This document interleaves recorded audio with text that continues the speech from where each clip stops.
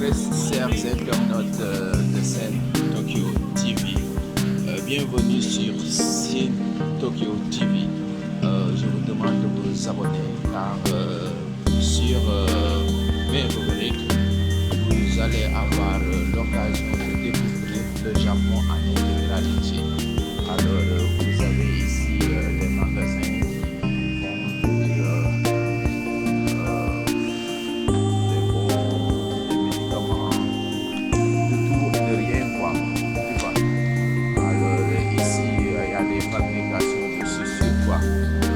Alors, avant de venir au Japon, si vous nous suivez, vous allez avoir la chance de connaître comment faire pour vivre au Japon. Et je vous conseille de vous abonner, abonnez-vous. Et je vous dirai très exactement ce qu'il faut vraiment pour vivre bien à l'aise dans ce pays. Je viens de faire 13 ans. Je suis arrivé ici en 2006. Alors nous sommes actuellement en 2019. Nous sommes aujourd'hui le 1er mars 2019.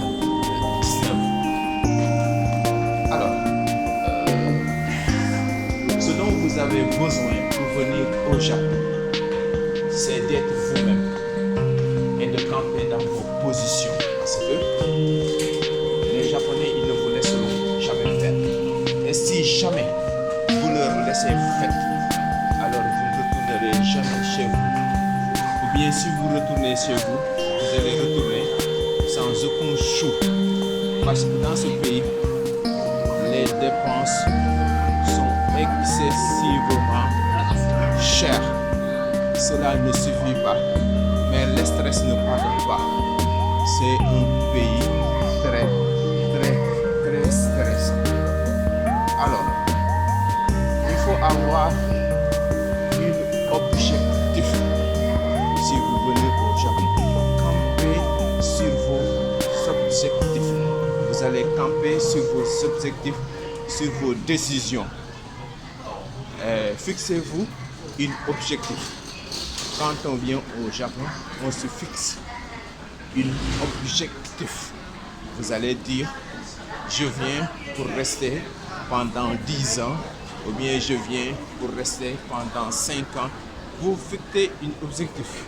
Voilà, en grosso modo, fixez-vous un objectif, car les Japonais, ils sont typiquement culturels et ils sont très attachés à leur culture. Et rien au monde, ils ne céderont jamais au plus grand jamais. Les Japonais changent comme des caméléons.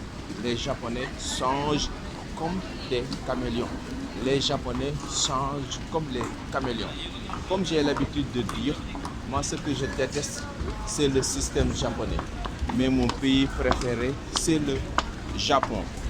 Les personnes, si je peux m'exprimer ainsi, les personnes que j'aime le plus dans le monde, ce sont les Japonais.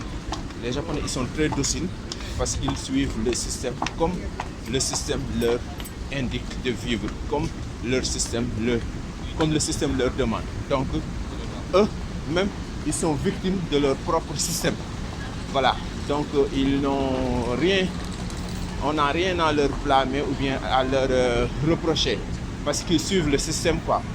On leur est traché un système alors qu'ils sont obligés de suivre. Si vous avez une fois entendu parler de Yodobashi Camera, c'est ici. Yodobashi Camera, c'est le building mondial pour vendre tout appareil, hein? Électroménager, caméra, vidéo, tout. Ici, c'est Yodobashi Camera. Ceux qui ont eu la chance de passer une fois sur cette route, je pense qu'ils sont nostalgiques actuellement. Ils sont en train de dire, oh mon Dieu, j'étais là-bas, à Yodobashi Camera. Il y en a à Shinsaibashi aussi, hein, ou bien à Ndamba, quoi. Mais là, moi, je suis plus précisément à Osaka. Là, c'est Shin Osaka Station. Alors, vous allez camper dans vos positions. Soyez plus têtu que. Donc, si je dis soyez plus têtu que, c'est une façon de vous dire ratez votre vie en amour, vous allez rater votre vie. Parce que si vous vous attendez à une personne qui va vous donner de l'amour, vous vous trompez. Parce que la fille qui est avec vous, elle est avec vous pour ses propres intérêts. Hein? Voilà. Elle est avec vous pour un certain temps, faire des enfants. Alors, après te foutre le camp, quoi. Te dire bye bye. Alors, ou bien tu travailles, tout ce que tu travailleras, tu vas donner. Non seulement tu vas donner, mais elle n'aura pas le temps de l'amour. L'amour n'y pense même pas. Hein. Pour une femme qui va s'occuper de toi quotidiennement. Bon, comparaison n'est pas raison. Dans les 100, il y aura une fille qui s'occupe parfaitement de son mari. Donc si tu en fais partie, tu es censé. Donc tu es censé. Mais la japonaise, elle n'a même pas le temps de te répondre au téléphone ou bien de discuter, le temps de discuter. Elle est tout le temps busy. Elle a tout le temps quelque chose à faire. Et ce qui est impressionnant dans ses occupations, le mari n'en fait pas partie. Non. Elle est occupée pour ses enfants, pour ses amis, envoyer des messages, regarder sur Internet, nettoyer, toucher de gauche à droite. Mais le mari, il n'en fait pas partie. Le mari, c'est seulement le making money, se faire de l'argent, amener à la maison et puis c'est fini. L'amour, c'est les enfants maintenant.